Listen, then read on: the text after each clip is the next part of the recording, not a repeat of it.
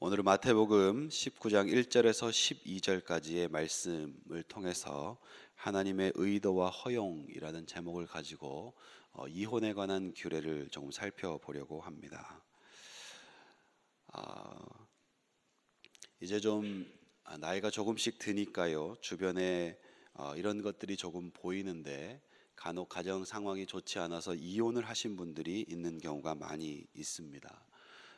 주변을 이렇게 보니까 멀리 있지 않고요, 가까이 있는 분들이 그런 일을 당하시는 경우도 많이 있고, 목회를 하다 보면은 신방도 하고 성도님들을 만나게 되는데, 실제로 저희 교회 안에도 그런 마음과 고민을 가지고 기도하고 있고 상담하고 있는 분들이 있는 것도 보게 됩니다. 오늘 말씀은 그런 아픔에 관한 구절입니다. 이혼에 관한 규례. 예수님께서는 이 부분에 대해서 무엇이라고 말씀하셨는가, 우리는 많은 고민과 질문들을 가지고 우리 아픈 상황들을 대하고 있는데, 오늘 말씀을 통해서 그 대답을 좀 찾을 수 있게 되기를 바랍니다. 먼저 가정에 대한 이야기를 좀 하려고 합니다. 사랑하는 성도 여러분, 가정은 하나님께서 세우신 고귀한 것임을 믿게 되시기 바랍니다. 세상 사람들이 가지고 있는 가정에 대한 가치관이 하나님께서 처음 세우신 그것과 많이 달라져 가고 있습니다. 하나님은 고귀하고 존귀하게 만드셨는데 오늘날 사람들은 가정을 그만큼 생각하지 못하는 것 같습니다. 한국 사회에서 한 20여 년 전만 하더라도 이혼한다라는 것은 사회적으로 굉장히 심각하게 다뤄지는 문제였던 것 같습니다.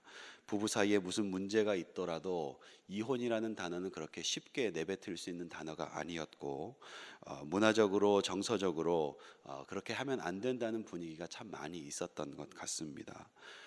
미국도 차이는 좀 있다고 하지만 한 3, 40년 전에는 한국과 같은 그런 예전의 분위기가 있었다라고 합니다.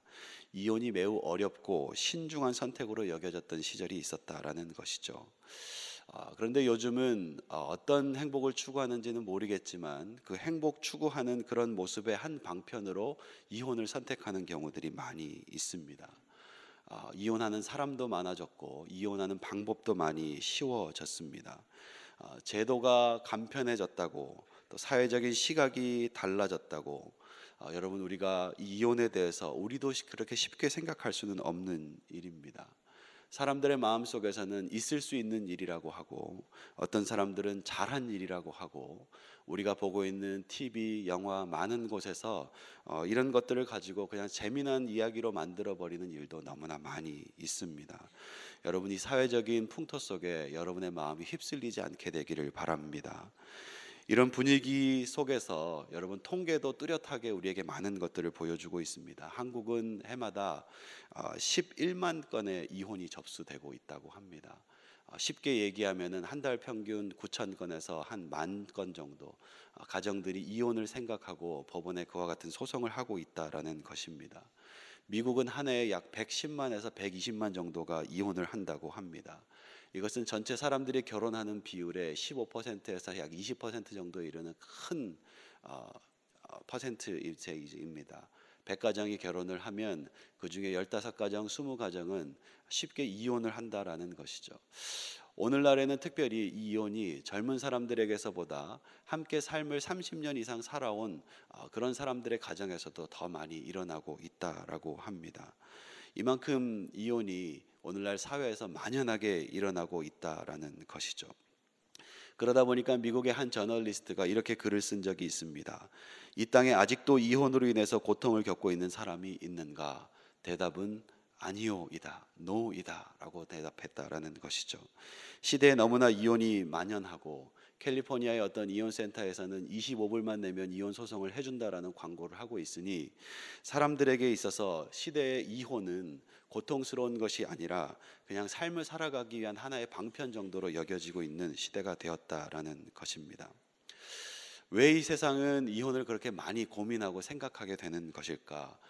그것은 남의 이야기가 아니라 왜 내 주변에서도 그런 일들은 일어나고 있는 것일까? 많은 사람들이 여러 가지 고민을 하지만 사회 구조의 문제를 꼽는 경우가 많이 있습니다. 가족의 개념이 약화된 것이죠. 개인주의가 만연하게 된 것이죠. 그래서 그만큼 가족 안에서 누리는 소속감과 가족 안에서 누리는 연대감과 가족에서 내가 가지고 있는 어떤 책임, 위치, 가족의 돌봄 이런 것들이 사라지게 되는 것이죠.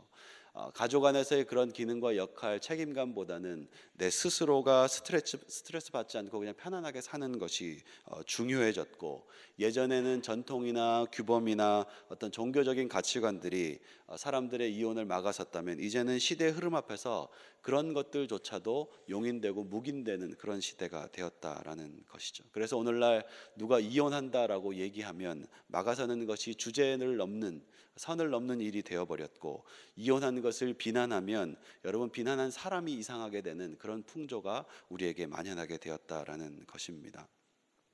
여러분에게 이혼은 어떤 것입니까? 만약 여러분이 이혼을 고민해야 하는 상황이 되거나 혹은 누군가 그런 질문을 해 온다면 여러분들은 그것에 대해서 얼마나 진중하게 생각하고 결정할 수 있겠습니까? 오늘 예수님은 공교롭게도 바리새인들에게 이와 같은 질문을 받고 있습니다. 본문의 19장 3절 말씀으로 가보겠습니다. 바리새인들이 예수께 나와 그를 시험하여 이르되 사람이 어떤 이유가 있으면 그 아내를 버리는 것이 옳으니까.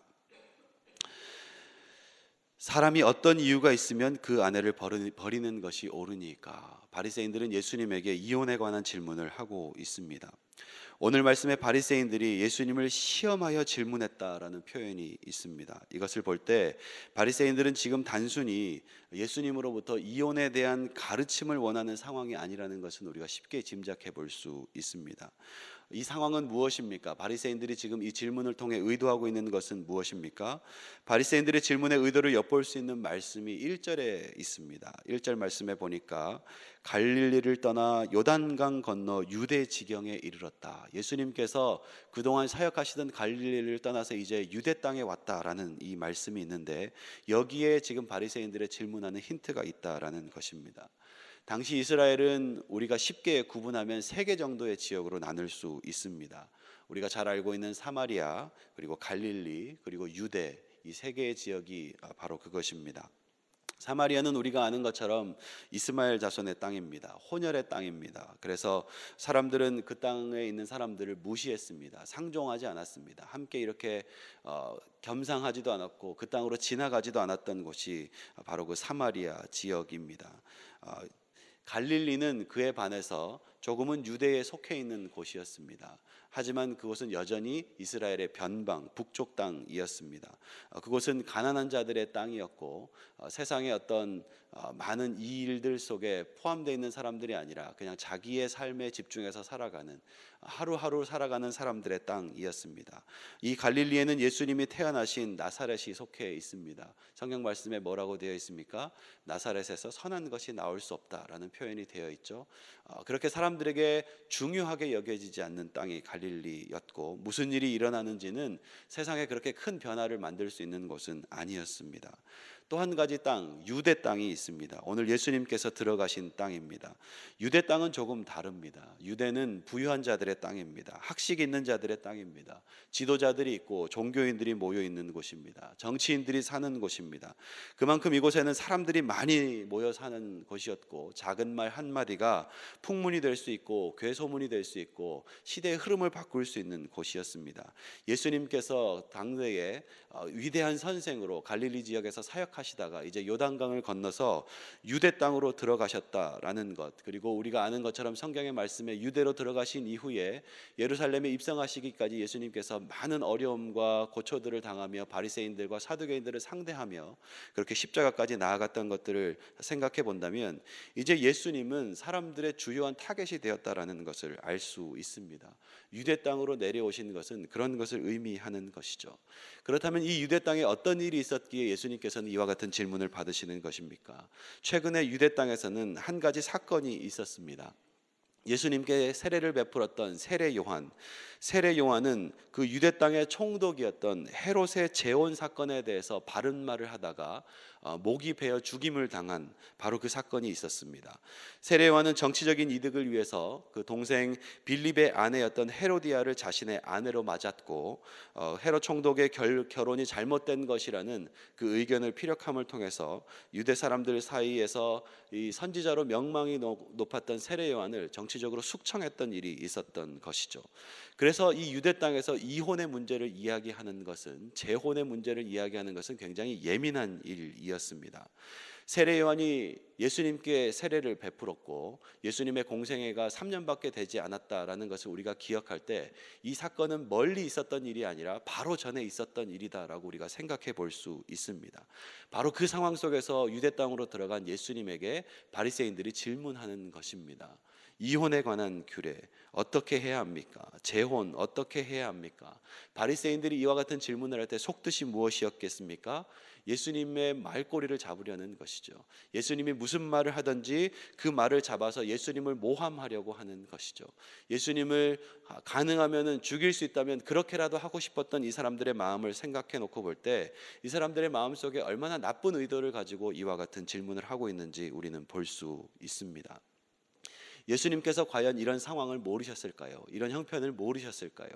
유대 땅의 그 질서와 생리를 예수님이 모르셨을까요? 그러지 않으셨을 것 같아요. 예수님은 다 알고 계셨을 거예요.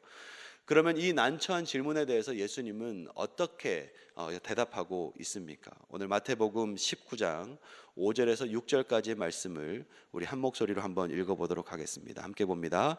말씀하시기를 그러므로 사람이 그 부모를 떠나서 아내에게 합하여 그 둘이 한 몸이 될지니라 하신 것을 읽지 못하였느냐? 그런즉 이제 둘이 아니요 한 몸이니 그러므로 하나님이 짝지어 주신 것을 사람이 나누지 못할지니라 하시니. 예수님은 그들의 악한 의도를 가지고 있는 질문을 알고 계셨습니다. 예수님이 예스라고 대답하든 노라고 대답하든 그 말꼬리를 잡아서 흔들 것을 알고 계셨습니다. 그 상황에 예수님의 대답이 어디로 향하고 있습니까? 하나님의 말씀으로 향하고 있는 것을 기억하시기 바랍니다. 사람이 부모를 떠나 아내에게 합하여 그 둘이 한 몸이 될지니라.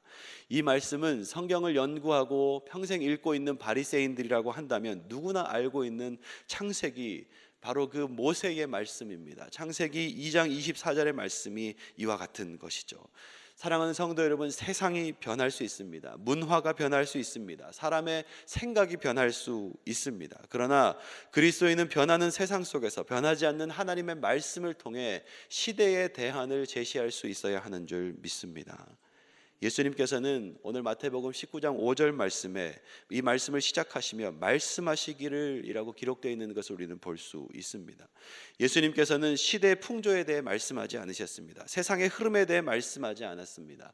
변해가는 사람들의 마음이 어떤 의견으로 가득 차 있는지 예수님은 대변하지 않으셨습니다.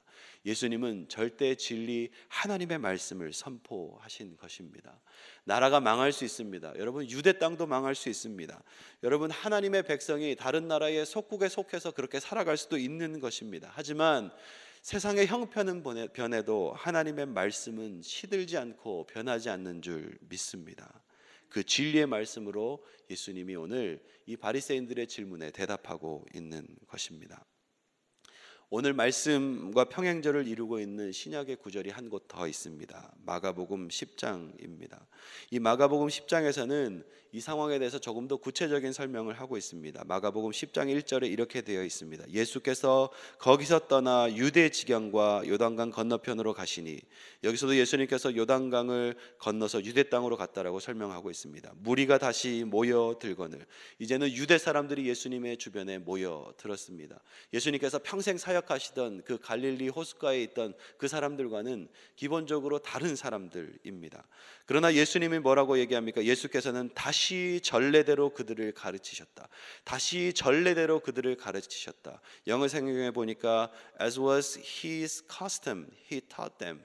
이 custom, 예수님께서 전례대로, 전통대로 가르치셨다라고 되어 있는데, 이 말을 원어 성경으로 보면은 에이우사라는 단어를 사용합니다. 에이우사라는 것은 전통이라는 말, 커스텀이라는 말도 되지만 이것은 예수님께서 그 스스로 익숙한 것을 가르치셨다라는 것입니다. 갈릴리에서 가르치신 것과 유대 땅에서 가르치신 것이 틀린 것이 아니라 같은 것이었다라는 말입니다. 예수님께서 갈릴리에서 가르치던 그 말씀을 이제 요단강을 건너 유대 땅에 왔으니 말을 바꾸어서 이야기하지 않으셨습니다. 헤롯에게 그런 일이 있었으니 예수님은 자기를 보호하기 위해서 말씀을 틀지 않으셨습니다. 예수님께서는 똑같은 말씀으로 성경이 말씀하신 그대로 그 땅에서 가르치셨고 그것에 따라서 바리새인들에게 대답하셨다라는 것이죠. 하나님의 말씀은 지역에 따라 변하지 않습니다. 하나님의 말씀은 이스라엘이라고 한국이라고 미국이라고 여러분 변할 수 있는 것이 아닙니다. 정치적인 입장에 따라 변할 수 있는 것도 아닙니다. 시대가 바꿀 수 있는 것도 아닙니다. 하나님은 이 세상을 창조하신 분이시고 이 세상을 다스리시는 분이시며 흔들리지 않은 말씀으로 오늘도 우리에게 진리를 주고 있는 줄 믿습니다. 바로 그 하나님의 존재와 그 성품 안에서 선포되는 그 말씀이 우리에게 이렇게 이야기합니다. 하나님이 짝지어 주신 것을 사람이 나눌 수 없다. 예수님 앞에 질문을 던지고 있는 이 바리새인들, 이들의 이혼과는 어땠습니까? 당시 바리새인들은 이혼에 대해서 그 모세의 허용적인 조항을 악용해서 이혼을 매우 쉽게 악용하고 있었습니다.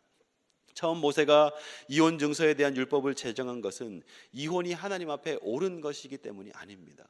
이혼이 하나님이 기뻐하시는 일이기 때문이 아닙니다. 하나님은 그것이 옳지 않지만 이혼을 하게 되는 것이 세상에 일어나는 것을 알고 있었습니다. 그러나 이 일이 일어나면 많은 여성들이 고통을 당하게 됩니다. 많은 아이들이 고통을 당하게 됩니다. 많은 가정들이 어려움을 당하게 됩니다. 바로 이 약자로 발생하는 여성의 생존을 위해서, 이 여성의 생계를 위해서 허용적으로 허락되었던 조항이 모세의 이혼 조항이었습니다. 그런데 그들이 만들어 놓은 그 율법 조항에서는 이 이혼은 너무나 쉬운 게 되었죠. 당시에 이 말씀의 견해를 살리고자 노력했던 그 랍비 샴마이는 이혼을 강하게 거부했는데 이 이혼을 강하게 거부하는 것 때문에 샴마이를 따르는 추종자들이 없을 정도였습니다. 힐렐이라는 사람은 이혼을 굉장히 쉽게 허용하게 되었는데 이 사람이 얼마나 쉽게 이혼을 쉽게 허용했냐면 빵을 굽다가 태워도 이혼당할 수 있고요. 음식을 짜게 만들어도 이혼당할 수 있고요. 누군가 아내가 자기 아내의 무릎을 누군가 쳐다보는 것을 빌미로 삼아서 그 아내와 이혼할 수 있었습니다. 무엇이든지 이혼의 사유가 될 수 있는 그런 조항을 만들어 놓고 그것을 악용하던 것이 당시 사람들의 관습 속에 있었다라는 것이죠.